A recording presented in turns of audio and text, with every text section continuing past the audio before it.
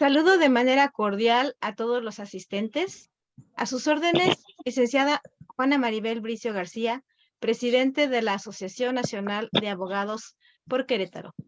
Sin duda, este nuevo código va a representar la unificación procesal civil y familiar en todas las entidades federativas. Muy importante, por ejemplo, las medidas cautelares, entre otras. Nosotros no nos preocupamos, nos ocupamos en estudiar este nuevo Código Nacional de Procedimientos Civiles y Familiares. Sean bienvenidos a nuestro ciclo de capacitación continua ANAC 2023. Estimado señor juez Roberto Chavero, gracias por estar con nosotros esta noche. Muchas gracias a usted, maestra, y a todos los asociados. Gracias. Solicitamos amablemente a todos los participantes mantener sus micrófonos apagados. El señor juez Roberto Chavero amablemente responderá a sus preguntas al final de esta ponencia mediante solicitud levantando la mano o por el chat de esta aplicación. Como registro, agradecemos nos compartan en el mensajero su nombre y su correo electrónico para futuras invitaciones. Con previa autorización del señor juez Roberto Chavero, esta sesión será grabada y publicada en la página de Facebook y YouTube de la asociación para su libre consulta. Le damos el uso de la voz al licenciado Salvador Cuevas Gutiérrez, quien nos compartirá una síntesis curricular de nuestro ponente. Adelante, licenciado. ¿Qué tal? Buenas tardes a todos. Juez Roberto Carlos Chavero Godínez, breve, estudios, licenciado en Derecho con mención honorífica por la Facultad de Derecho de la Universidad Autónoma de Querétaro. Especialidad en Derecho Constitucional y Amparo por la Facultad de Derecho de la Universidad Autónoma de Querétaro. Licenciado en mención honorífica por la Facultad de Derecho de la Universidad Autónoma de Querétaro, especialidad en Derecho Constitucional y Amparo por la Facultad de Derecho de la UAC, especialidad en Procedimiento Penal, Acusatorio y Juicio Oral, Instituto Nacional de Ciencias Penales de la PGR, maestría de la Administración de Justicia, Instituto de la Especialización Judicial, Poder Judicial de Querétaro. Ha cursado la maestría en Derecho de la Universidad Autónoma de Querétaro, en la que obtuvo el promedio de 10, obtuvo el testimonio de alto rendimiento académico para ser egresado de Derecho. Centro Nacional de Evaluación de Educación Superior, AC, Ceneval. Cursó en la formación de secretarios y preparación de secretarios del Poder Judicial de la Federación en el Instituto de la Judicatura Federal, Poder de la Judicial de la Federación. Curso de la formación de actuarios. Diplomado de Derecho Procesal Constitucional, Reformas Constitucionales en materia de amparo, Introducción a la Función Judicial de Derecho Constitucional, Juicios de Amparo y Derechos Humanos. Curso de los Derechos de la Infancia y Acceso a la Justicia. Cuenta con una antigüedad de 23 años en el Tribunal Superior de Justicia del Estado de Querétaro, ocupando los puestos de acordista, secretario auxiliar de trámite, secretario técnico, secretario administrativo, secretario proyectista familiar, secretario proyectista penal especializado, secretario de acuerdos, juez mixto de primera instancia en Amialco de Bonfil, Querétaro, juez mixto de primera instancia de Tolimán, Querétaro, juez octavo familiar de Querétaro, juez sexto familiar de Querétaro, actualmente juez 11º familiar de Querétaro.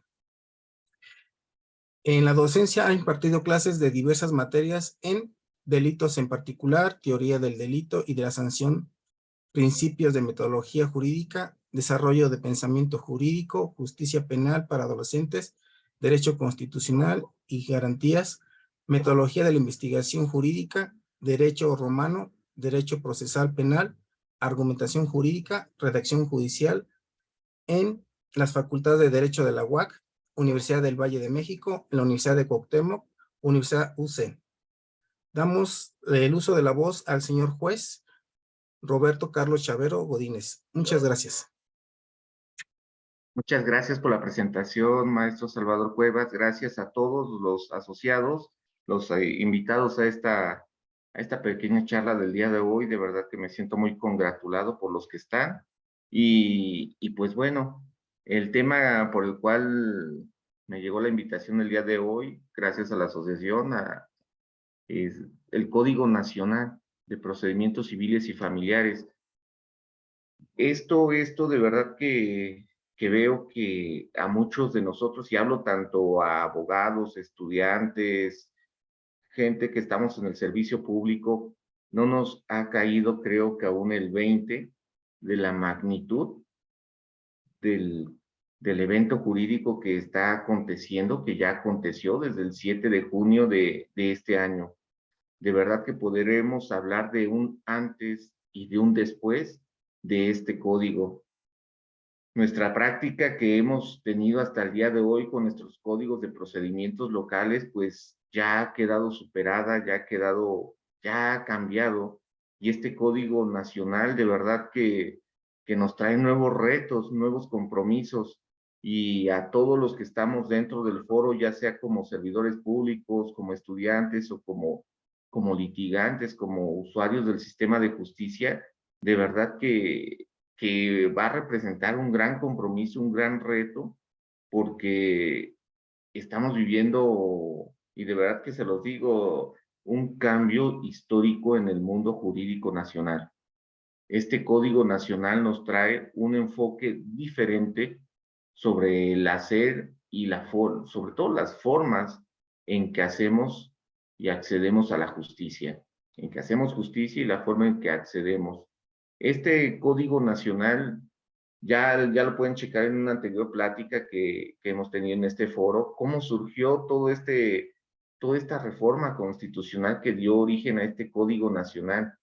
Recordemos ya así rápidamente que esto viene de los foros de justicia cotidiana, de los foros de justicia y sociedad. ¿Cuál es el principal reclamo que nos orientó a este resultado en el cual hoy estamos? El resultado de este Código Nacional realmente fue la queja de la ciudadanía de procedimientos lentos que lo que único que generaban era esa sensación de no acceso a la justicia, esa parte de procedimientos quizás oscuros, tardíos, y que no dejaban tranquilo a nadie. Esto es una respuesta a toda esa queja de la sociedad en México que llevó a este tipo de reformas y a la creación de este nuevo código. Disculpen la expresión, ese hartazgo social que pues ustedes en algún momento también lo han experimentado de no tener una resolución pronta, completa, así como lo mandata la Constitución en su artículo 17, donde se privilegie la solución del conflicto por encima de los formalismos. Eso todos los días lo escucho ahora sí que desde diversas trincheras de nuestro quehacer jurídico, y es la principal queja, el acceder a la justicia de forma completa y expedita, pero sobre todo privilegiando la solución del conflicto. Sobre ese tenor descansa este Código Nacional. El Código Nacional de Procedimientos, como su nombre lo dice, es un cúmulo de procedimientos que están dirigidos a solucionar eminentemente conflictos, a dar seguridad jurídica. Y pues este código en apariencia no muy extenso, 1191 artículos, compuesto de aproximadamente, si no me equivoco, 10 libros con sus 20 transitorios, pues a diferencia de la justicia penal, que en su momento se le dio una vacatio legis de 8 años, pues acá nada más se están dando hasta el 1 de julio del 2017. Si no es que antes, el Congreso de la Unión hace la declaratoria y lo vuelve obligatorio y operante de inmediato. Obviamente, en esa serie de transitorios se establece que debe de haber una declaratoria por parte, a petición de los poderes judiciales, ya sea federal y los respectivos estatales, para hacer la declaratoria y que entre en vigor en esa entidad federativa. Y que de no hacerlo, aunque no haya declaratoria, el 1 de abril del 2017 automáticamente entrará, bueno, ya está en vigor, pero deberá de ser operante en todo el país, o donde no esté, se volverá exigible en ese momento. Entonces, pues bueno, el plazo no es de 8 años, es de menos para nosotros en materia civil y familiar. Recordemos cuando se vino esta reforma en materia penal, con este nuevo, el procedimiento penal acusatorio y oral, cuando se vino, ¿qué ocurrió con el procedimiento tradicional penal y con el nuevo procedimiento? Allí está el fenómeno y están los hechos. ¿Cuántos abogados no dejaron la materia penal por el nuevo, en la entrada del nuevo sistema fue abandonado por un cúmulo de muchos abogados que practicaban el derecho penal? Con esta reforma del Código Nacional que establece este procedimiento penal y acusatorio en materia, insisto, en materia penal, pues fue abandonado por muchos litigantes porque ya no se adaptaron, ya no les interesó entrar al nuevo procedimiento.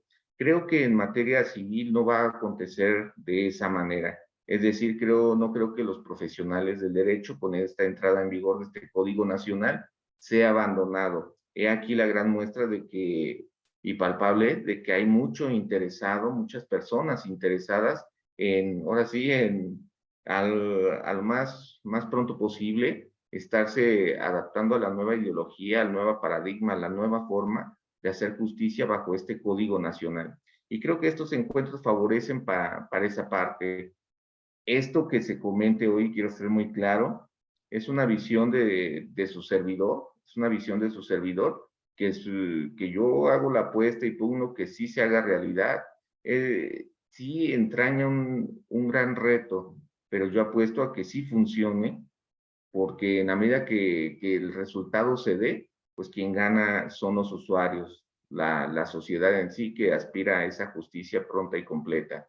Entonces, ¿qué podemos decir de este código? Quiero hacer en esta charla, quiero hacer notar varios puntos. No me voy a enfocar en sí a algún procedimiento, pero voy a rescatar varios puntos, algunas notas características que para al menos el estado de Querétaro pueden resultar de trascendencia, novedosas, y que creo que en el foro de aquí de la ciudad de Querétaro, o bueno, del estado de Querétaro, debemos de poner suma atención.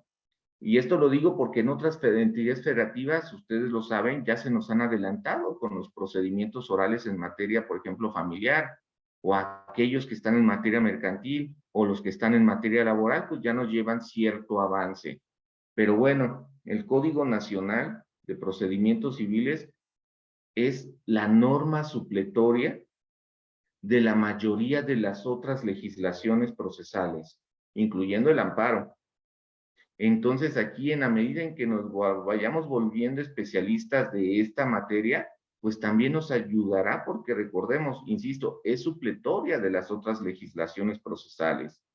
Entonces, como siempre, quien conozca y maneje adecuadamente el procedimiento civil bajo este nuevo esquema, pues estará realmente preparado para cualquier otro procedimiento diverso a la materia civil y familiar.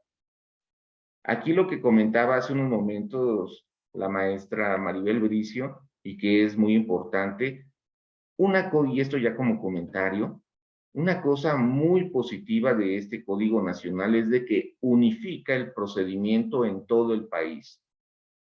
Los criterios interpretativos van a ser los mismos desde Yucatán hasta Baja California. Y eso de verdad que abona la seguridad jurídica. Y eso permite, sobre todo ustedes que son litigantes, a poder litigar igual un procedimiento en la ciudad de Querétaro, igual que en Monterrey. Y eso facilita de verdad mucho el trabajo, genera seguridad jurídica en los procedimientos. Y eso es un aporte positivo que nos deja esta creación de este código. La unificación de la legislación en materia procesal, civil y familiar. Y eso de verdad que se agradece porque ya no estamos con la parte de que, hijo, le voy a litigar a Guanajuato y ahí tienen un procedimiento diferente, ¿no? Ya ellos ya están en la oralidad. Voy al Estado de México, también ya están en la oralidad de la Ciudad de México y ya también con procedimientos, con algunas diferencias, incluso algunas que pues sí pueden arrojar perjuicios si no se atienden adecuadamente. Pero bueno, aquí con con este gran paso que se da sobre la unificación bajo un código nacional, de verdad que ayudará a hacer nuestro trabajo más completo, más especializado y no estar pensando en distintas reglas según el estado en el cual nos encontremos. Pero bien, esto como primer punto, la unificación. Segundo punto, y esto sí se los dejo para la reflexión. En materia, según el INEGI, en materia familiar, los procedimientos registrados en el año anterior, el año próximo anterior, fue de cerca de 1 millón de procedimientos iniciados el año pasado, cerca de 1 millón en todo el país de procedimientos familiares y 500,000 procedimientos en materia civil iniciados en todo el país. Hablamos aproximadamente de 1,5 millones de asuntos que en materia civil y familiar se iniciaron en todo el país, nada más el año pasado.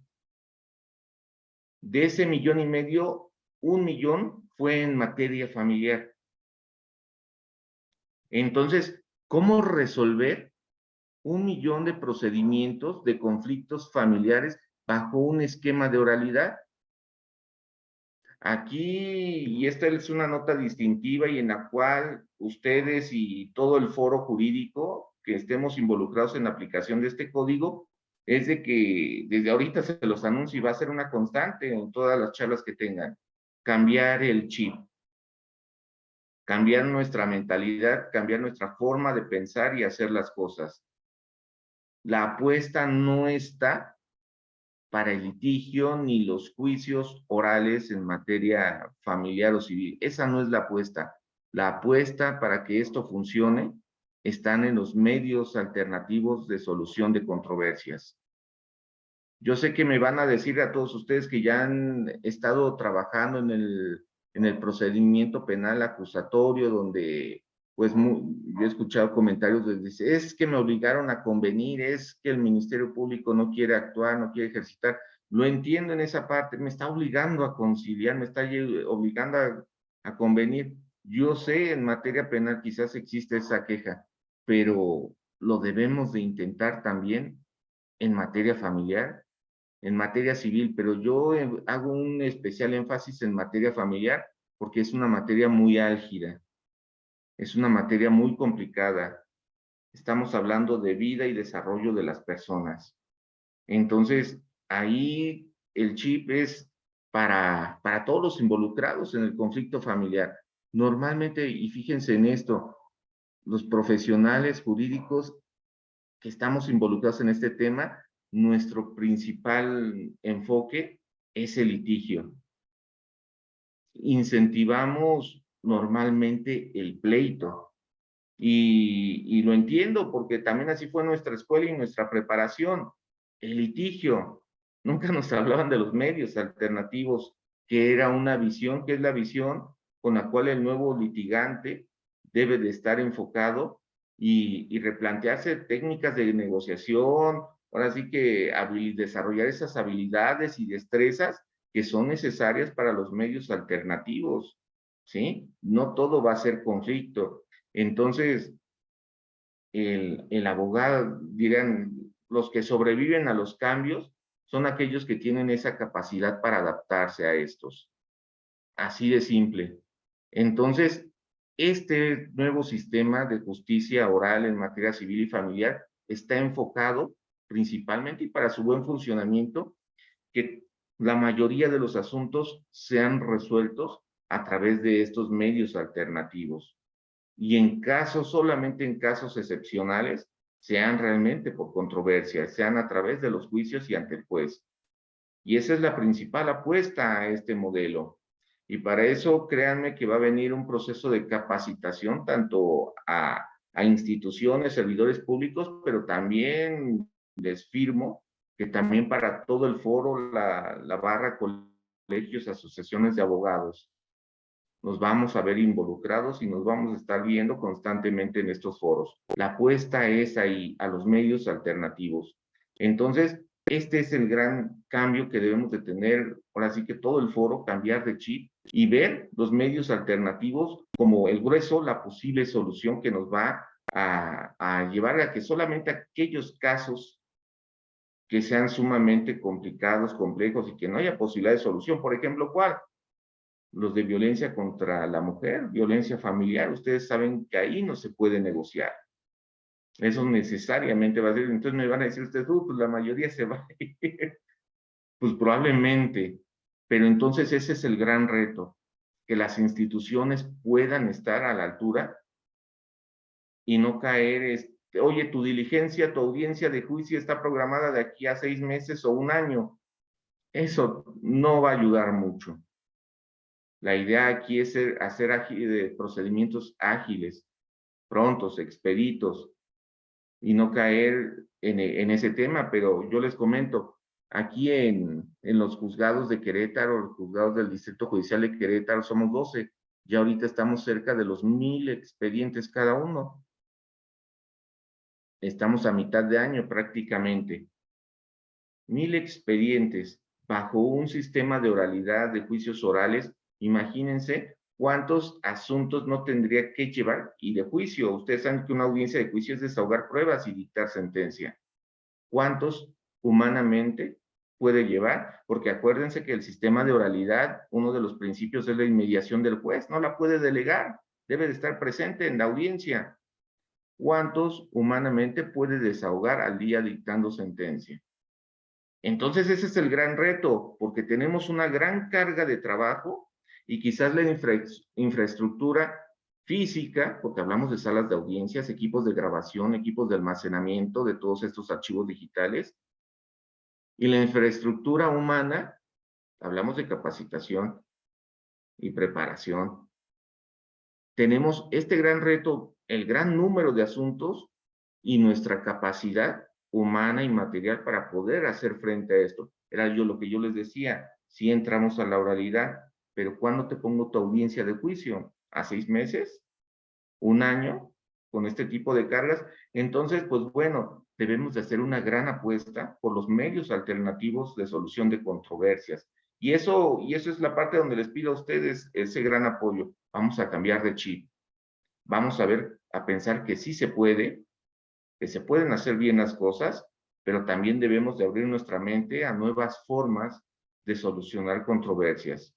Esta autocomposición que tanto nos enseñaron también en nuestra teoría general del proceso, de cómo solucionar nuestros conflictos a través de la mediación, a través de la conciliación. Eso es como una nota distintiva de esta parte. Otra nota distintiva cual les quiero hacer es de que el enfoque de este código va muy dirigido a los derechos humanos y hace una serie de reglas, normas procesales distintivas para el procedimiento civil y para el procedimiento familiar.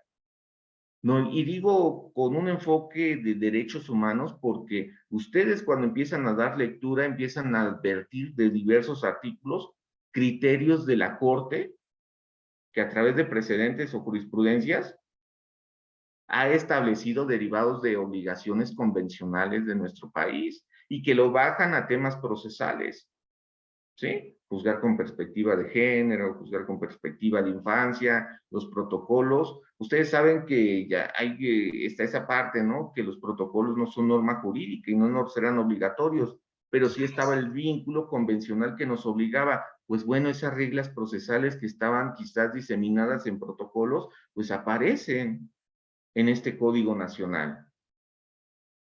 Hay algunas ventajas que advierto aquí en el tema procesal y ventajas y novedoso. La justicia restaurativa. Aquellos que litigan penal ya sabrán mucho sobre este tema, pero a los que estamos enfocados en materia civil, familiar, la justicia restaurativa no es tan común y es un tema muy novedoso y más para la materia familiar. Imagínate justicia restaurativa, donde en principio hay una aceptación de los involucrados de que hay un conflicto y que están dispuestos a solucionarlo y a reparar los daños que se hayan causado. fijando bases, fijando términos, sentar, imagínate a los dos involucrados donde se dé ese enorme paso, no para una reconciliación, pero sí para liberarse de esa enorme carga que emocionalmente les genera una separación, un conflicto de esta naturaleza familiar que para mí son de los más trágicos de nuestra sociedad. Cuando tú tienes un tema penal, la familia se une para defender al integrante de esa familia contra el Estado. Pero en un tema familiar es entre los propios familiares. Y eso es muy triste socialmente. Entonces, la justicia restaurativa es un tema novedoso que se los encargo para cuando tengan oportunidad le den una checadita qué es lo que buscamos y cómo se va a aplicar en materia familiar. Se ve una cuestión muy interesante, algo novedoso donde creo que sí vamos a necesitar de mucha, no solamente intención, sino apoyo multidisciplinario que pues que ayude a las partes a sanar ese conflicto. Ustedes saben que terminan un procedimiento y si las partes emocional o psicológicamente no lo han superado, al otro día ya tienen una nueva demanda. Y eso no es cuento de nunca acabar. Y luego más, si nuestra visión, nuestra postura es incentivar el pleito, nosotros como profesionales del derecho, pues no ayudamos bastante. Y luego si se acercan a una autoridad que está rebasada en sus capacidades, como cualquiera que ustedes me digan, pues ya, el asunto tiene un futuro muy incierto. La idea no es esa, es darle seguridad y tranquilidad a las personas, porque en la medida que ocurra eso dentro de un conflicto familiar, créanme que nuestra sociedad va a funcionar de mejor manera. Esa es una nota distintiva. Otra más que advierto y me llama mucho la atención es la profesionalización del abogado que interviene en los procedimientos. Incluso se habla de una defensoría pública, más y obligatoria en materia familiar. Entonces, ustedes saben todo el fenómeno que ha ocurrido en materia penal con la defensoría pública, ¿no? Que llega el litigante particular y que ahí, hablo de otros estados donde le dice el juez, no, tú no sabes, que venga el público porque tú no sabes y solamente vas a afectar esa defensa adecuada. Pues algo así está en nuestro Código Nacional. La obligación de que en los procedimientos, más cuando son de tema familiar, exista una representación técnica, una representación adecuada. Y habrá instituciones de que si la persona no tiene abogado, se le deberá de proveer. En algunos estados hay un tipo de defensoría pública incluso para procedimientos de naturaleza civil y familiar. Aquí en Querétaro no la tenemos. No estamos habituados ni acostumbrados a ella en este tipo de procedimientos, pero en nuestro Código Nacional ya va a ser una obligación. Entonces ustedes ahorita ven que hay programas, por ejemplo, en materia penal de defensores públicos homologados. Seguramente aquí no habrá, por el número de asuntos no se dará abasto una defensoría pública en estos términos. Y se va a tener que echar mano de los abogados particulares, ya saben, una representación homologada. Entonces también para que se vayan preparando para ese nuevo reto que a ustedes, donde ustedes están directamente involucrados.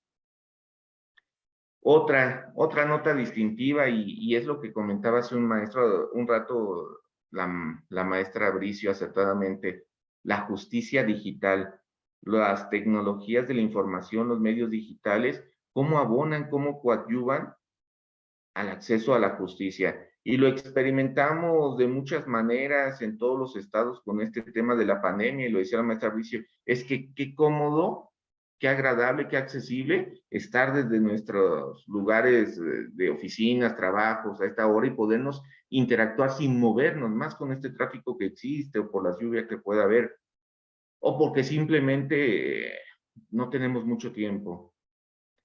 La justicia digital establecida desde este Código Nacional trae nuevos paradigmas que son muy interesantes. Trae el juicio electrónico, es el procedimiento electrónico, es decir, por la vía electrónica, si las partes están de acuerdo, se va a llevar este procedimiento especial por vía electrónica, Todo va a ser electrónico, incluso las audiencias van a ser virtuales, pero esto va a ser por acuerdo entre las partes. Si alguna de ellas no quiere, pues se deberá llevar, pues, tradicionalmente en la sala. Pero qué agradable será, imagínate, pedir un procedimiento de esta naturaleza por vía electrónica, digital, y que tú lo puedas litigar, pero el procedimiento, las partes están en Monterrey. Qué interesante, la firma electrónica avanzada, otra forma de interactuar con seguridad dentro de un procedimiento judicial. El expediente electrónico, esa obligación que ahora todas las autoridades vamos a tener desde nuestros archivos, a tener todo digitalizado. Pero también, imagínate, rendir un informe justificado, un informe previo, mandando un solo mensaje. Aquí nos habla la justicia digital en nuestro código sobre el correo electrónico. Yo creo que ahí le faltó un poquito, porque ahorita las plataformas de comunicación, pues no solamente se remite al correo electrónico, yo creo que eso era muy novedoso de hace 20 años, ¿no? El tener un correo electrónico. Ahorita ya las plataformas de comunicación son variadas y de toda índole. Por ejemplo, WhatsApp, ¿no? Que te mande tu notificación por esa vía, por esa plataforma, no está en nuestro código de forma directamente planteada. Pero sí, fíjense, hay disposición expresa donde las partes pueden convenir el tipo de procedimiento a seguir. Entonces, entre una de las que observo puede ser, para efectos de celeridad, habilitar alguna plataforma de comunicación para notificar alguna decisión judicial o incluso para interactuar en este tipo de audiencias. Esa es la parte de la justicia digital, el expediente electrónico. Y aquí, fíjense, yo les hablaba hace un momento sobre la infraestructura física y en este caso la digital. Ustedes saben que todos estos mecanismos de información, tecnologías de información, deben de tener servidores para almacenar todo este cúmulo de archivos electrónicos. Y así como dicen, si tú quieres mayor espacio para almacenar archivos particulares, personal que tú tienes, puedes contratarlos a ciertas empresas y subirlos, muchas veces dicen, a la nube. ¿Quieres más espacio en la nube? Te cuesta tanto. Así funciona. ¿Quieres mayor espacio? Todo este cúmulo de servidores, todos los tribunales lo deberán de tener. ¿Y saben cuál es el mantenimiento que implica tener servidores de este tamaño? Es grandísimo. Con los apagones que hoy tenemos en las ciudades, cada vez más frecuentes, pues debe de haber generadores que mantengan prendidos estos servidores, pero además hay sistemas de enfriamiento para todos estos servidores. Entonces el mantenimiento es muy grande. Ahora, este tipo de servidores no son invulnerables, pueden ser hackeados. Fue hackeada fue la Sedena, si no me equivoco. Imagínense, los tribunales, que aquí el tema de los hackeos es hacer pérdida de todos estos archivos que están ahí o incluso alterarlos. Entonces, eso es el gran reto que se tiene, cubrir los costos de mantenimiento y generar cuestiones de seguridad para que se vuelvan invulnerables. Bueno, procurar que sean lo más invulnerable posible, porque sabemos que, pues, cuántas hasta instituciones de alta seguridad de Estados Unidos han sido hackeados. Entonces, pues bueno, nuestro sistema de almacenamiento digital que podemos tener los tribunales también requiere para todos esos sistemas de seguridad inversión. Para la adquisición, para el mantenimiento, para garantizar su seguridad, se requiere de inversión. De hecho, en la última reunión que tuvo el CONATRIP, que fue el mes pasado, si no me equivoco, en el norte del país, si no me equivoco, fue en Los Cabos, ese fue el principal reclamo de todos los tribunales. Dice, todo bien, el código perfecto, pero ¿de dónde va a salir el dinero para toda esta logística que se requiere para la implementación? De hecho, en los transitorios de este Código Nacional se establece crear una coordinación para la implementación de todo este sistema de justicia de oralidad en materia civil y familiar, donde va a intervenir los presidentes de los tribunales, el presidente del CONATRIP y los representantes de los congresos locales que estén en esas áreas de procuración y administración de justicia, ¿sí? En esas comisiones, los diputados que estén en esas comisiones van a intervenir en esta gran asamblea, en esta coordinación para la implementación. Y va a haber un consejo técnico que va a dar así como que ir palomeando a los estados según su avance. Va a ser bueno, está bien que exista control y supervisión sobre la implementación, pero volvemos al mismo punto.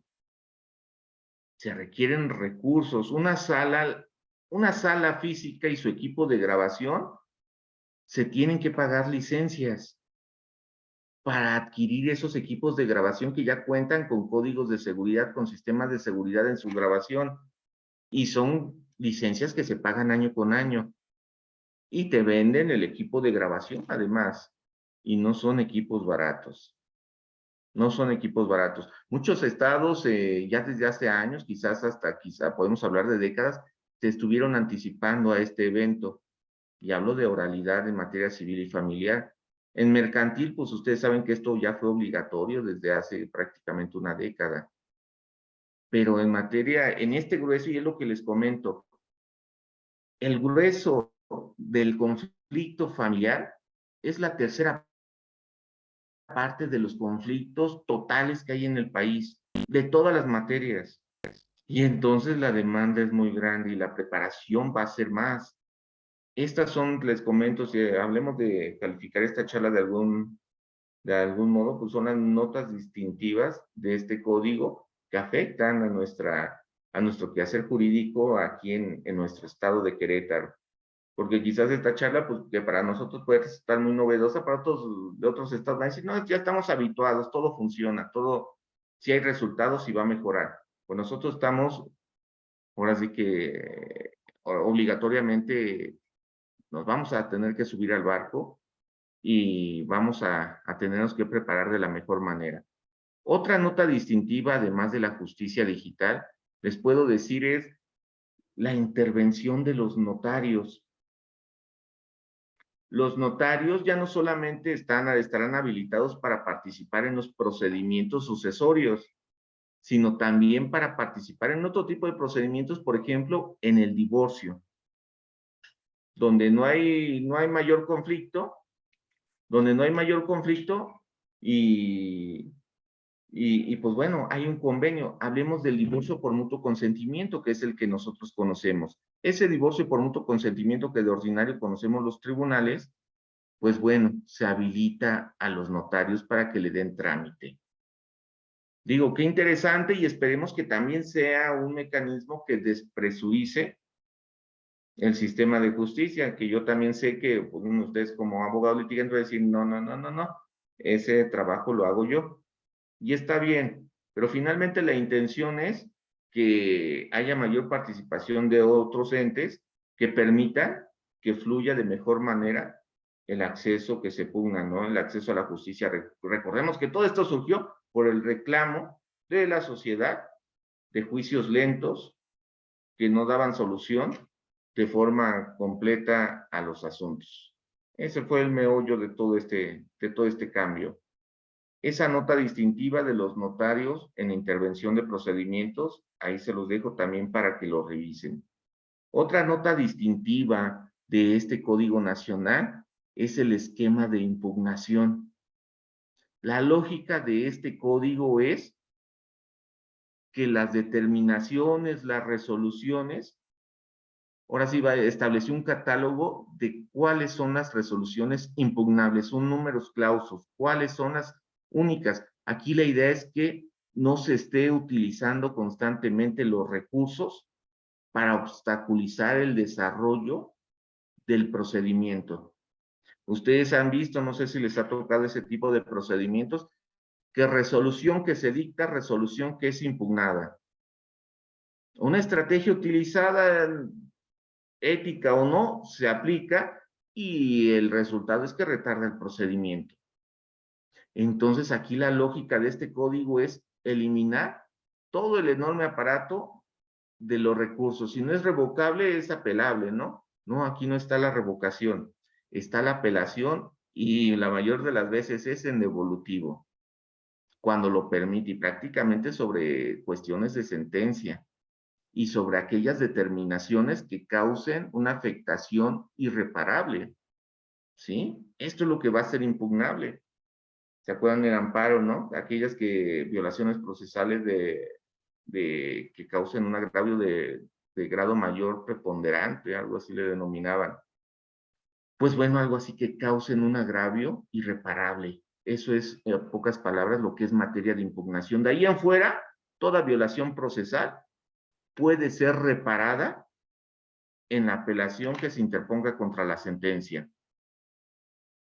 Entonces, nuestra visión de apelar, pues vamos a tener que, ahora sí como en materia mercantil, ¿no? De irla sumando, y cuando interpongamos nuestra sentencia, ya ahí vamos con todas nuestras violaciones. Esa es la lógica de este Código Nacional a través de los medios de impugnación. Y fíjense, aquí viene algo interesante, y no sé qué tan bueno o malo ustedes lo puedan juzgar. Cuando llegue la apelación, por ejemplo, contra la sentencia, la sala que conozca de este recurso no tiene la posibilidad de reenvío. Nada de que, oye, advertí una violación procesal, se deja insubsistente la sentencia y se repone el procedimiento. Eso ya no va a existir. La sala tendrá la obligación de reparar la violación procesal, incluso ellos mismos desahogar las pruebas que estimen que faltaron y resolver. Ya no existe la posibilidad de reenvío. De ese tamaño está diseñado este esquema de impugnación. Entonces, violaciones procesales que se hayan cometido durante el desarrollo del asunto, pues según instancia lo tiene que reparar, no puede reenviarlo. Oye, que estimo que faltaban pruebas o que esta prueba no se desahogó adecuadamente, lo tiene que solucionar la segunda instancia. Esto es algo novedoso, al menos para nuestra entidad federativa, porque ustedes saben que si había algún defecto, una violación procesal, se reponía el procedimiento y se declaraba insubsistente la sentencia. ¿Cuántas veces no les ha pasado esto? En nuestro código, en este nuevo código, ya no va a ocurrir eso.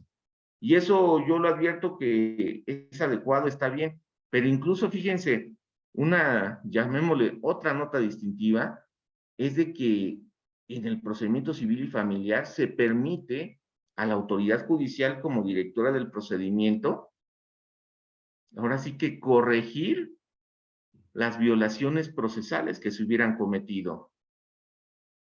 ¿Sí? Esta parte es muy importante porque nuestro esquema es de que el juez no puede revocar sus propias decisiones.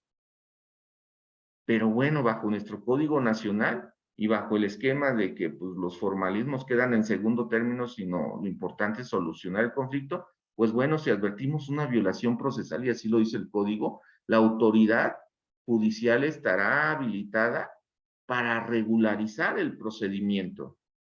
Y eso está adecuado, ¿no? Porque de repente uno como de este lado, como servidor público, dice, híjole, sí es correcto lo que dice el abogado, sí nos equivocamos al aplicar este precepto, esta decisión, sí estamos equivocados, pero fíjate que ya no lo puedo revocar. Bajo este esquema de procedimiento, sí se va a poder hacer. Oiga, juez, usted omitió responder adecuadamente o lo que respondió no era porque tal artículo lo prohíbe. Ah, perfecto. Tiene toda la razón, se regulariza el procedimiento y al haberse omitido esta etapa, con la finalidad de no dejar en estado de indefensión a las partes, se abre pruebas, se admite pruebas, se señala determinada diligencia. Qué bueno, de eso se trata, de hacer una justicia más pronta, más expedita. ¿Sí me doy a entender? Entonces, este esquema de impugnación se vuelve interesante. Ahí se los dejo como comentario para que ustedes con calma lo puedan revisar. Otra parte que, digo, a mí se me hace novedosa, al menos para nuestra entidad y con el cúmulo de asuntos que se presentan todos los días, es, fíjense, presentar la demanda por comparecencia. Presentar la demanda por comparecencia. o la contestación o la reconvención por comparecencia.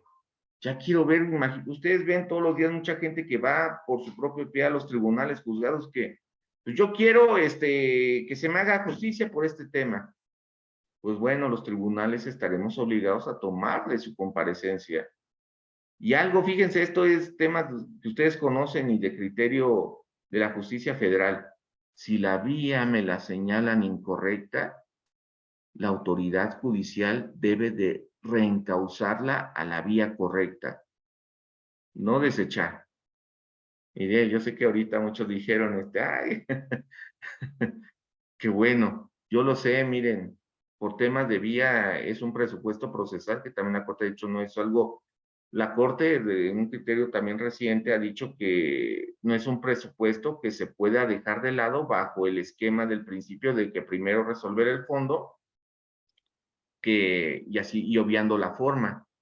Eso ha dicho la Corte, ¿no? Hay presupuestos que resultan necesarios y se deben de analizar. Pues bueno, este Código Nacional dice, si la vía es equivocada, el juez tiene la obligación de reencauzarlo. Este es un apartado muy interesante porque, pues, en estricto derecho, nuestros códigos locales están diseñados para, si hay deficiencia en esa forma, no meter las manos como autoridad judicial y pues bueno, vendrá la consecuencia de haber incumplido con ese formalismo. Bajo este código no es así. Y miren, esta es otra nota distintiva, sí hace grandes diferendos entre los lineamientos para la justicia familiar y la justicia civil. Hablo en relación a los procedimientos. Aquí deja de manifiesto, fíjense bien, el esquema de la suplencia de la queja para los grupos vulnerables. Esto es de verdad que yo como de este lado del servicio público es una enorme obligación que es necesaria, sí, pero es muy grande porque debemos de, entre otras cosas, la obligación, y les digo, este código está desde un enfoque de derechos humanos porque nos obliga ya desde una disposición normativa, no a través de un protocolo, a través de una disposición normativa de índole interno, porque normalmente era a través de convenciones o tratados internacionales, a través de código, legislación interna, juzgar con perspectiva de género, juzgar con perspectiva de infancia, nos establece los lineamientos para pláticas con infantes. Cosa que, por ejemplo, en el procedimiento civil que está en este Código Nacional, no establece todo ese cúmulo de obligaciones. Es más de estricto derecho, más del principio dispositivo. Si lo pides, procede. Si no lo pides, no va a proceder. Pero en el procedimiento familiar que viene en este Código Nacional, hay un cúmulo de obligaciones para la autoridad judicial que debe de subsanar. Aquí fíjense, y esto lo rescato de lo que ha dicho de recientes ejecutores de la Corte, el juez familiar es un juez inquisitivo, debe de ser un juez inquisitivo, actuar de oficio, sin que las partes te lo pidan, siempre en protección de los grupos vulnerables. Y esto brinca mucho porque en nuestra escuela, nuestra tradición es de que pues, el juez pasivo, si las partes se lo piden, que lo haga, si no se lo piden, que no se meta, porque ya está violando la imparcialidad, está favoreciendo indebidamente a alguna de las partes. No ocurre de esa manera. En protección de derechos humanos y sobre todo de grupos vulnerables, juzgando con perspectiva de género, de infancia, la autoridad judicial, y ustedes lo saben constantemente, como medida para mejor proveer, se ordenan tantas pruebas. Otra cosa, y ya lo establece, y les digo, yo todos estos comentarios, ustedes, eso ya lo dijo la Corte, esto ya está en precedente de jurisprudencia, es cierto, pero ya lo bajan y lo regularizan a través de una norma jurídica procesal. Ya está ahí, y esto de la suplencia de la queja se vuelve obligatoria para todo este grupo, todo este sector de grupos vulnerables dentro de los procedimientos. Otro tema que resulta interesante y no sé para los litigantes locales, a lo mejor para alguien más de otros estados es muy común, muy normal, pero ustedes saben el tema de los peritajes. El tema de los peritajes dice que en materia familiar, y se los aparta un poco de materia civil, porque acá en materia familiar sabemos que se cuecen y rompemos muchas reglas. Los peritajes va a ser por perito oficial. Será interesante que en nuestro estado creemos un instituto de ciencias forenses, ¿no? Autónomo, por ejemplo. Sería muy interesante. Sin embargo, nuestro código dice que el peritaje será uno por perito de institución oficial en materia familiar, y que si las partes quieren llevar su propio perito, se vale, pero no habrá perito tercero en discordia. Qué interesante, ¿no? Aquí la idea es la agilidad del procedimiento. Ahorita muchos procedimientos, y a ustedes les consta, están detenidos porque no se desarrollan periciales. Las partes no tienen recursos para pagarlos, y nuestro código nos dice que debe de ser colegiada, y si hay contradicción, un tercero en discordia. Entonces yo se los pongo sobre la mesa y valoren si lo que viene es mejor, es bueno, garantiza de mejor manera los derechos, o lo que tenemos, pues, era mejor. Yo lo que veo que lo que viene facilitará y fluirá de mejor manera los procedimientos, porque la realidad hoy día es de que muchos procedimientos por la fórmula procesal de desahogo de la pericial están detenidos.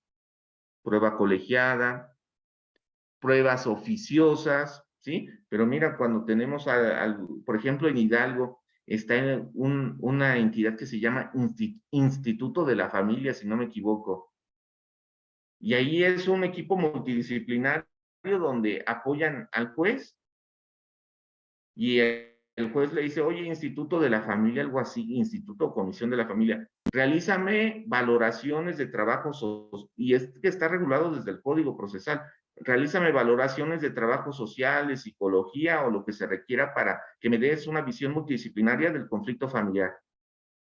Qué interesante, se me hizo muy interesante. Pero bueno, aquí tenemos esta visión de corte de garantista de derechos humanos, del acceso a la justicia completa, y eso, hacer justicia. Para hacer eso, pues necesitamos conocer realmente qué sucedió, qué está pasando y cómo se puede ayudar, y no tener pruebas a medias o pruebas que por su costo no podamos desahogarlas. Eso es algo que sí les quería comentar para el día de hoy. Otro tema que se me hace muy interesante es en el juicio sucesorio. En el juicio sucesorio, fíjense nada más, se presenta su demanda, se giran los oficios a las dependencias que pueden tener registro de algún testamento, se reciben, y posteriormente en una audiencia, obviamente las partes manifestarán que se sujetan a este procedimiento especial sucesorio. En una sola audiencia se declaran herederos, se aprueban inventarios y se adjudican los bienes. En una sola audiencia, obviamente donde no exista controversia. Qué interesante, porque en una sola audiencia ya liquidaste un juicio sucesorio. Y hoy día, aunque todos los herederos estén conformes o aunque haya uno solo, nos demoramos meses. Entonces, pues bueno, creo que puede ser algo positivo para nuestro trabajo de ustedes y también del aparato judicial. Otro tema que digo, les he comentado algunos temas quizás separados, pero para mí me parecen no notas muy distintivas. Es en el tema de los procedimientos que se instruyen. Fíjense, normalmente ustedes que han estado litigando en diversos juicios orales, ya sea, por ejemplo, laboral, ya sea penal, ya sea mercantil, ustedes saben que en la audiencia preliminar, normalmente la depuración del procedimiento, qué pruebas se dan, qué acuerdos probatorios se pueden dar, la etapa de conciliación. Fíjense, aquí en esta etapa preliminar, en esta audiencia preliminar la dividen en dos. En una primera etapa, que esa se me hace novedosa porque no la tenemos, por ejemplo, en mercantil, donde he estado en audiencias, ni en penal. En una primera se celebra, se desarrolla, incluso sin grabación, con el secretario de sala, con el secretario auxiliar, el secretario de audiencias, y dirán por ahí se sondea todo el asunto. Ahí se sondea en esta primera parte, donde sí existe posibilidad de algo, es decir, se cocina previamente el asunto, de modo tal que cuando se entre a la segunda fase de la preliminar, ya se tenga prácticamente cocinado todas esas etapas, de si va a haber convenios, de si va a haber acuerdos probatorios, acuerdos sobre los hechos, ¿sí? Esa etapa para mí se me hace novedosa, yo no la había visto en los procedimientos de este tipo de oralidad, pero se me hace buena, creo yo, porque muchas veces a las partes que luego ni se conocían, sobre todo los abogados, y ya cuando empiezan a platicar hay muchas coincidencias, y entonces se entra en el tema de debate en los puntos que realmente interesan, y fluye de mejor manera el juicio, el debate, la contienda, porque ya se comprime la masa que ahora sí que el cúmulo que se puede debatir. Miren, perdonen por la hora, ya vamos. Ya nada más para cerrar, ya les he comentado varias funciones, ya nada más con dos temas que sí les quiero comentar y ya, y ya con eso cierro mi intervención. Miren, uno es el alegato de oreja. Nosotros tenemos, y esto lo van a encontrar muchos comentarios, porque ustedes saben que la obligación de la autoridad judicial es de que debe ser imparcial. Nuestra actual ley orgánica nos obliga a los funcionarios a atender a los litigantes que piden audiencia con autoridad judicial y se les da. Pero ¿qué genera esto? Genera sospecha. ¿Por qué el juez recibió a tal persona y no sé de qué hablaron? ¿Sí? Es algo que ha estado por muchos años, pero hoy día, desde una visión del sistema de oralidad, del sistema de contradicción, del sistema de igualdad, no está bien visto. Y en nuestro Código Nacional dice, ¿quiere alguien hacer una manifestación, lo que conocemos nosotros como alegato de oreja? Perfecto, que el juez cite a los dos y los escuche en presencia uno del otro. Nada a oscuritas, nada en privado. No podemos generar una sombra de sospecha de parcialidad. Y se los dejo por nuestra práctica local sobre ese tema, que pues bueno, nuestra ley orgánica nos lo hace y de verdad que muchas veces, y no sé si ustedes lo han visto, yo salgo en espacios ahí en el archivo quizás a hablar, a atender a las personas, porque precisamente evito ese tema de que se genere una suspicacia, ¿no? Más si está en la otra parte, ¿por qué el juez entró con mi contrario a su privado? Es su amigo, yo vi que lo saludó, ¿sí? De eso no se trata, entonces ese alegato de oreja va a ser en audiencia. Sí es válido que lo puedas hacer, pero va a ser en audiencia. Segundo comentario, ya desde la norma jurídica se establece que en materia familiar hay litis abierta. Yo sé que insisto en esta parte, es que la Corte ya ha dicho que en materia familiar hay litis abierta. Estoy de acuerdo, lo estableció en precedente, en ejecutorias, en jurisprudencia, ya también lo ha señalado en tesis. Pero en norma jurídica menos de carácter procesal se había establecido ese apartado. Litis abierta, ustedes si lo buscan ahí en su Código Nacional, busquen litis abierta y les va a sacar los dispositivos. Ya está regulado, es obligatorio para materia familiar.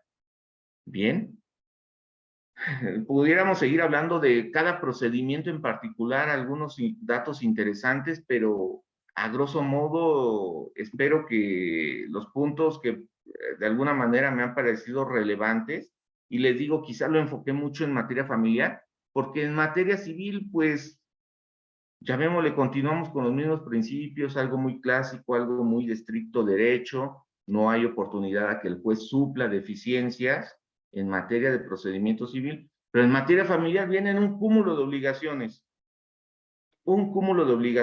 que rompen esquemas, paradigmas, tradiciones jurídicas que en el ámbito procesal los metíamos muy a rajatabla, y tan es así que nos reformamos la Constitución, hacer un lado los formalismos para solucionar el conflicto. Pues bueno, Ya nada más para finalizar esta parte, y esto se los dejo a ustedes, fíjense que, para que lo cuestionen, lo valoren, fíjense que aquí en el sistema de valoración de la prueba, la valoración de la prueba en materia civil y familiar, se dejó a la libre apreciación del juez. Ya se abandonó la prueba tasada, que para muchos dicen que hacía mucho daño, y se dejó la libre valoración de la prueba. ¿Esto qué significa? Pues echar mano de la sana crítica, echar mano de los conocimientos científicos, la lógica, las máximas de la experiencia. Todo esto junto es la sana crítica, una libre valoración de la prueba, lo que le llaman hoy ya razonamiento probatorio, ¿sí? Todo este esquema de estudio del razonamiento probatorio. Yo sé que para los penalistas va a decir, ay, no, eso qué chiste, ya lo tenemos en materia penal desde hace muchos años, sí es cierto. Pero para nosotros, los que hemos también estado en materia civil, mercantil, familiar, sabemos que hemos estado bajo un esquema mixto, donde ciertas pruebas son tasadas y otras son de libre apreciación. Pero bueno, el hecho de que a uno que nos permitan abrir todo el esquema para valorarlo en su conjunto y bajo un esquema libre, porque nos obliga a argumentar del por qué si se acredita o no determinado hecho. Y no porque la ley lo dice que es prueba plena. Nos obliga a hacer un razonamiento en verdad. Entonces, pues bueno, hasta aquí sería mi intervención. Espero no haberlos cansado. Son temas que me parecieron relevantes, novedosos, y que ahí les encargo que le echen una ojeadita. Espero que mi comentario no haya sido muy desviado de una correcta interpretación, pero créanme que fue algo que me llamó mucho la atención y que les quise compartir el día de hoy. Sigo a sus órdenes. Gracias, señor juez. Pues mire que hay un cúmulo de preguntas que se han ido poniendo en el chat desde que casi inició la charla. La licenciada Carmen Cadena ha ido tomando nota y pues entonces adelante, Carmen, para que les des respuesta, el nombre y quién hizo la pregunta. Y hay preguntas incluso de artículos del código. Entonces, adelante, Carmen. Sí, ¿qué tal? Bien, señor juez, dice la licenciada Emilia Gutiérrez, en su opinión, los jueces o juezas hoy en día están aceptando el cambio de paradigma en cuanto al bloque de convencionalidad. ¿Verdaderamente podremos dar paso a esos mecanismos alternos de solución? Pues ese es el reto, esa es la apuesta. Yo hago votos porque así sea. Y yo lo comenté, este Código Nacional ya viene impregnado con un corte garantista de derechos, protector de los derechos humanos. Están insertos un cúmulo de obligaciones que estaban diseminados en convenciones, tratados, tesis, jurisprudencias, precedentes de la Corte, pero no directamente la norma jurídica. Esa es la apuesta, que lo hagamos válido. Y insisto, es el reclamo social. Es el reclamo social. Yo creo que esa es la enorme obligación para los servidores públicos que estamos en el área judicial, de poder dar el ancho, de estar a la altura de esta exigencia, de esta obligación. Y créeme que sí nos preocupa, y como dice la maestra Bricio, procuramos ocupar, nos deberemos procurar ocuparnos. Muchas gracias. Dice la licenciada María de Los Ángeles. El problema que hemos visto en cuanto a las notificaciones por correo electrónico es que si en el juzgado lo anotan mal, nos dan por notificados. Ok. Mira, en la actualidad, pues sí puede haber algunos errores en el esquema. Hay una postura desde la ciencia, fíjate. Dice la ciencia que no hay errores técnicos, lo que hay son errores humanos, ¿sí? Las matemáticas y la lógica bajo los cuales funcionan los equipos informáticos no se equivocan. Los que nos equivocamos no somos nosotros, los humanos. Entonces, en los transitorios, ya también está regulando el esquema de los archivos electrónicos y expedientes electrónicos, donde la federación va a establecer ciertos lineamientos, pero también va a supervisar que todos los estados los cumplan.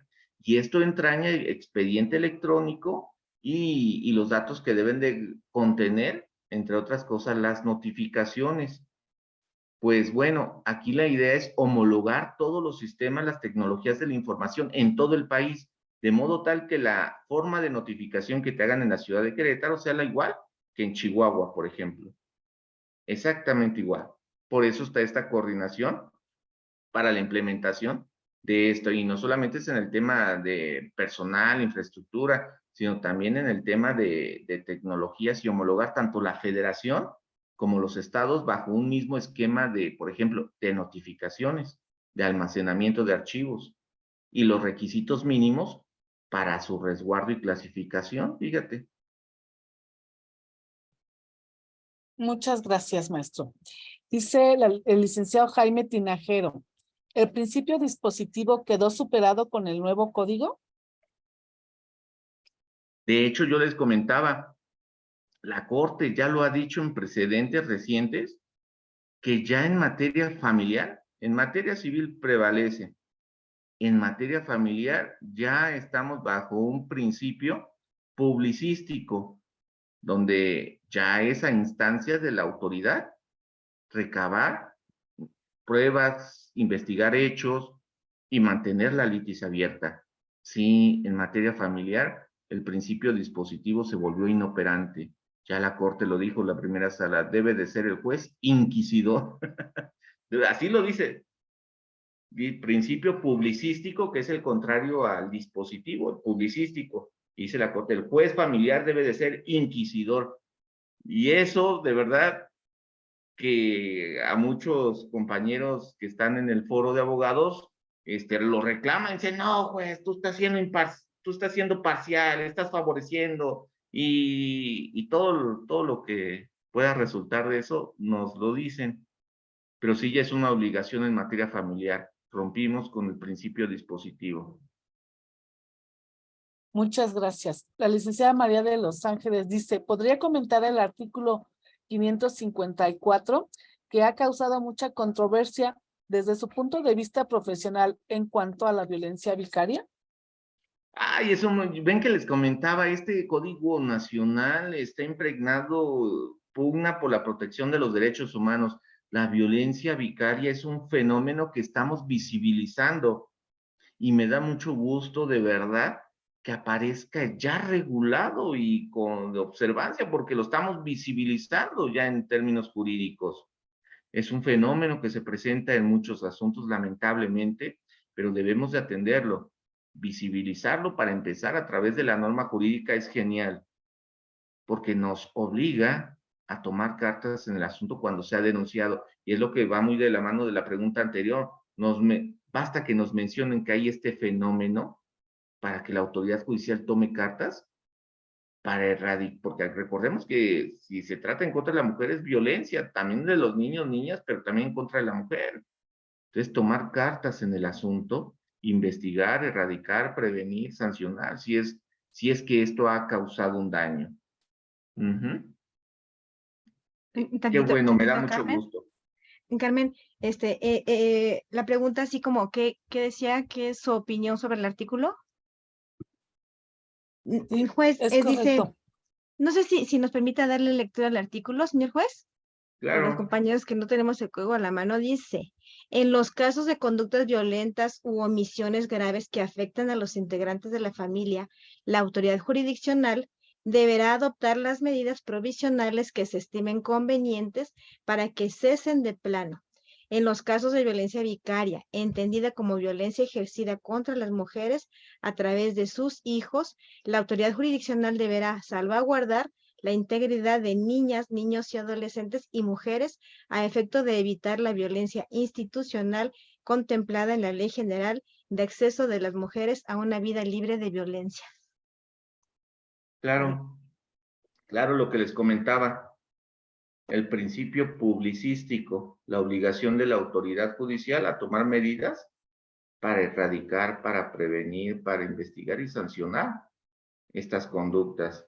Y esto va muy de la mano si vemos la protección de los derechos humanos de forma transversal, pues tenemos a nuestra ley general de acceso a las mujeres a una vida libre de violencia y todo el cúmulo de medidas que se pueden adoptar para proteger a la mujer y a sus hijos, órdenes de protección sobre todo. Esto va de la mano, la protección de los derechos humanos, pues va de forma transversal, atravesando Código Nacional, la Ley General y la Convención Belén do Pará. Sí, es algo que ustedes saben, todos los días se denuncian los procedimientos, las formas de violencia, distintas formas de violencia y modalidades de violencia contra la mujer. Y deben de ser atendidas. Nuestros códigos actuales dicen, de forma inmediata el juez proveerá salvaguardar la dignidad, la integridad de la mujer, separando fundamentalmente al agresor, suspender convivencias, y eventualmente hacer esto de forma definitiva. Sí, totalmente de acuerdo y qué bueno que se haga. Finalmente, aunque no estuviera, tenemos la obligación convencional y legal desde el derecho interno de tomar medidas para prevenir cualquier tipo de violencia contra niños, niñas y mujeres. Desde luego. Carmen, ¿tiene más preguntas? Maestro, sí, dice la misma licenciada María de los Ángeles, y creo que de manera particular me uno también a su pregunta. Dice, le agradezco su respuesta. La controversia versa en la igualdad de violencia entre hombres y mujeres, y a mí me llama un poco la atención porque la vicaria habla contra niñas, niños, adolescentes y mujeres, pero esto no exime también a los hombres. Entonces, si un hombre es violentado, como no dice mujer, entonces no le va a aplicar. No, totalmente. Mira la manipulación, de donde venga, la manipulación a los niños, niñas o adolescentes por parte del padre o la madre es una forma de violencia y hay violencia familiar, de donde venga. Y en ambos casos es negativa y sancionable y se deben de adoptar medidas de donde venga, si es de la mamá hacia el hijo, si es del papá hacia el hijo. Pero deberemos de reconocer las relaciones de poder y la vulneración a la mujer y a sus derechos históricamente en nuestra sociedad, donde se presenta mayormente esta agresión. Entonces yo por eso quizás hice un enfoque desde la mujer, pero no, finalmente es algo que ha existido siempre, pocas o muchas veces visibilizada también, y puede venir de ambos lados. Pero bueno, ahorita sí se ha visibilizado por el tema de que, pues, sabemos que la mujer ha sido un grupo históricamente, pues, vulnerados o bajado en sus derechos, obstaculizado. Entonces, pues bueno, es parte de la política de erradicación de la violencia contra la mujer, visibilizar estas formas de violencia, no porque opere. Fíjate, por ahí hay criterios interesantes de la justicia de la Federación que debemos de tener cuidado para no cometer precisamente lo que dicen violencia institucional bajo un esquema de igualdad de roles. ¿Sí? Discriminar a la mujer bajo un esquema de igualdad de roles entre el hombre y la mujer. Y dice, ten cuidado porque puedes estar cometiendo tu autoridad una violencia institucional contra la mujer bajo un esquema de igualdad de roles. No siempre es así. Debes de desentrañar cuál es la relación entre estas dos personas y si hay una relación de poder, dominación, sometimiento. Ten cuidado porque no puedes decir, son igual el hombre y la mujer. No, no, espérate. En este contexto en el que ellos están, ¿quién tiene ahora sí que el sartén por el mango, ¿no? ¿Quién lo tiene? ¿Quién controla? No, no es que el hombre y la mujer son iguales, sí es cierto, pero en el contexto particular y bajo el esquema sociocultural en el cual nos hemos desarrollado, ten cuidado, no bajo esa premisa de igualdad de hombre y de mujer, vayas a cometer tu violencia contra esta mujer. Analiza si no hay un tema, juzgar con perspectiva de género, si no hay una relación de poder, de dominación, de control. Entonces esta parte es política, pública, acciones positivas de visibilizar este fenómeno de violencia contra la mujer. pero la manipulación de siempre ha existido, es causa de pérdida patria potestad, ser una forma de violencia familiar y es analizable bajo este código y los anteriores y el vigente que tenemos en Querétaro. No sé si di respuesta. Bueno, esa es mi opinión. Sí, sí, gracias, maestro. Dice aquí el licenciado Francisco Mellado, dice, excelente ponencia, gracias por su amable disposición, señor juez. Uno de los temas que preocupa es el cumplimiento de la obligación alimentaria. En Querétaro existe el mecanismo para llegarse información de la Comisión Nacional Bancaria para investigar ingresos del deudor alimentario. Fíjense que ese es un tema de la pensión alimenticia muy interesante y ya está a la par con estas últimas reformas que hubo sobre los deudores alimentistas. Ya aquí ya también se habla de la obligación de registrar en la institución correspondiente, ahora sí que a los deudores, en el buró de deudores alimentistas, ya viene esa parte de llevar el control acorde a las también recientes reformas, ¿no? Donde incluso se prohíbe la salida del país a este tipo de personas, ocupar cargos públicos, y la obligación de la autoridad judicial en materia familiar de estar alimentando ese sistema de registro, ese buró de deudores alimentistas. No sé si esa era la pregunta. Sí, ¿verdad? Pues creo que sí. Son todas las preguntas que hay acá en el chat, licenciada Maribel. Muchas gracias. Si alguien tiene alguna otra pregunta, igual puede levantar la mano, se le da el uso de la voz y adelante. Señor juez, acabamos de ver el 554 de que precisamente es violencia vicaria, violencia contra la mujer específicamente. Y generalmente cuando se habla, ahora es una pregunta, cuando se habla de violencia de género, generalmente se dirigen hacia la mujer, pero violencia de género, hablando nada más de hombre-mujer, ¿verdad? También deberían de dirigirse hacia el hombre, ¿no? Porque si no, sería como una doble defensa. O sea, la mujer tiene muchas leyes especiales para su defensa. Y el hombre, yo ya lo encuentro en indefensión, porque invocamos el protocolo para perspectiva de género y se van hacia el género femenino. ¿Cuál es su opinión o usted cuando resuelve con perspectiva de género, sí toma en consideración al caballero o nada más a la dama? No, no, no, aquí se toma en cuenta el vulnerable. Okay. El vulnerable puede ser, fíjate, desde un niño, una niña, una mujer, una persona que pertenece al grupo LGBT y más, ¿sí? A un adulto mayor, a grupos indígenas, ¿A un a todos papá? estos grupos, sector de grupos vulnerables, nos obliga la ley a darles una protección diferenciada, garantizarles el acceso a la justicia en condiciones de igualdad. Pero el fenómeno de la violencia vicaria y tú y ustedes ahí, mejor que yo lo saben, ha sido una lucha concreta de la mujer. Y lo subieron y fue un logro de estas activistas femeninas para tal efecto, ¿sí? Que se pueda aplicar al hombre y la mujer la manipulación. Yo les comento, la manipulación ha estado por años y ha estado en boga la alienación parental y luego se ha caído porque el autor de esta había un tema de pederastía y que los controles de aplicación de las pruebas lo que revelaban era abuso sexual. Entonces, esta es una lucha de las mujeres por establecer y visibilizar ese tipo de violencia, pero que la manipulación existe también de la mujer hacia los niños, desde luego.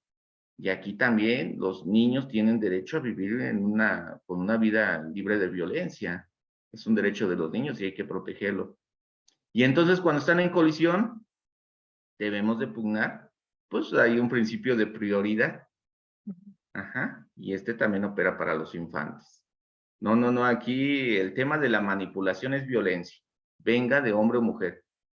Que la lucha feminista lo haya logrado insertar para efectos de la mujer, sí es cierto, pero no excluye que ella también la pueda generar, ¿sí? Y que pueda ser también sancionada. Pero yo nomás les digo, tener cuidado en cada caso concreto. Ya la Corte, ten cuidado en cada caso concreto. Analiza el contexto. no podemos generalizar, ¿sí? Y estoy de acuerdo con ustedes, ¿eh? Es permanente, es que mi cliente por ser hombre ya me lo están discriminando. No, aquí es un tema de la política pública, de las acciones positivas, de la autoridad por obligación internacional, de parar la violencia contra la mujer, histórica, lamentablemente. No, y sí, felicidades que hemos tenido esos logros, pero pues no podemos dejar de pensar en los caballeros que pues también en muchas ocasiones pues son nuestros clientes, ¿no? Vea, Total. en la Asociación Nacional de Voz por Querétaro también hay trabajadoras sociales, psicólogos, hay otro tipo de profesiones porque precisamente intervienen en los juicios como peritos. Y usted tocó el punto de pericial, y ese sí yo no lo había estudiado en el nuevo código, y me llama la atención que dice peritos oficiales. Pues el código anterior decía, bueno, que tenía que ser nada más especialista, ¿verdad?, en su materia y tener el documento que lo acreditara. El que sean oficiales, ¿qué quiere decir? ¿Que estén escritos en el tribunal o cómo viene esta interpretación o cómo va a ser esta aplicación? Normalmente los peritos oficiales se ha entendido aquellos que pertenecen a una institución pública, pero aquí también habla de instituciones privadas, ¿sí? Normalmente como peritos oficiales lo hemos asociado mucho, por ejemplo, en temas de materia penal, ¿sí? Y está toda la Dirección de Servicios Periciales, pero aquí el tema que se ha pugnado es que sean autónomos. Entonces, cuando se habla de un perito oficial, lo asociamos con un servidor público perteneciente a una institución pública que puede ser auxiliar en este aspecto para dictaminar una cuestión en el juicio. Así lo deberemos de entender. Yo por eso les comentaba hace un momento, nuestro código, no, el nuevo Código Nacional no pide una pericial colegiada. Basta este perito. Y sobre ellos existe la presunción, digo porque hay tesis sobre ese tema, existe la presunción de que por ser parte de una institución pública, se presume, obviamente es presunción, salvo prueba en contrario, presunción de imparcialidad, de objetividad, y que pues, no está, se puede inclinar alguna de las partes precisamente porque recibe su remuneración a cargo del Estado. Y no coarta el derecho de las partes a que quien quiera ofrecer su perito también participe en la pericial. Y aquí también excluye esa parte, no habrá perito en discordia. Esto fluye y permite la mejor manera para que el procedimiento avance, camine, no se detenga. Sí, porque si en un momento dado, precisamente, generalmente los peritos oficiales, como en este caso usted nos hace la aclaración que son de un ente público, pues tienen su agenda a meses y meses, ¿no? Entonces, por eso uno también recurre a los peritos particulares, ¿verdad?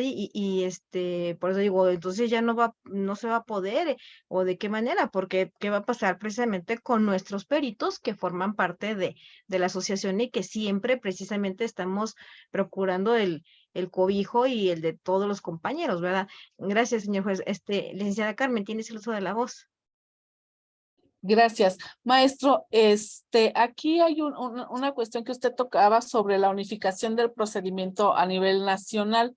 Obviamente, ya como usted también lo refirió, hay estados, no sé, Guanajuato, Hidalgo, Estado de México, que ellos ya nos llevan una avanzada porque ya tienen el sistema de oralidad familiar y en algunos también el civil. Pero bueno, ahorita nos estamos enfocando a lo familiar.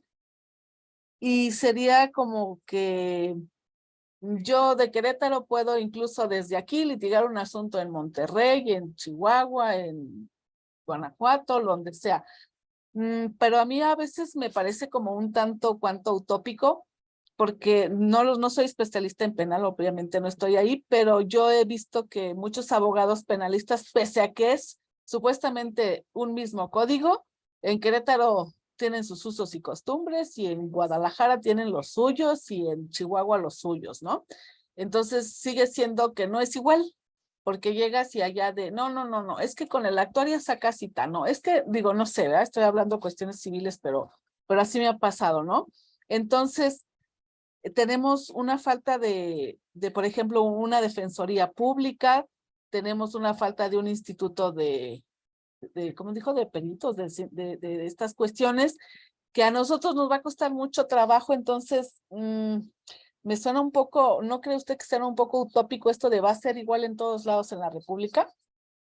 Pues mira, de hecho, yo lo comentaba, la CONATRIP que se reunió, te digo, no hace más de un mes, fue la principal petición de esa reunión de pedir a la federación recursos para hacer una implementación cumpliendo todo lo que tú mencionas. Estoy de acuerdo y yo lo comenté, ese es el reto. Hay una enorme, hablo de Estado Querétaro, una enorme carga de trabajo de asuntos y un esquema de oralidad, fíjate, demanda más jueces y el aparato con el cual se apoya a los jueces se reduce.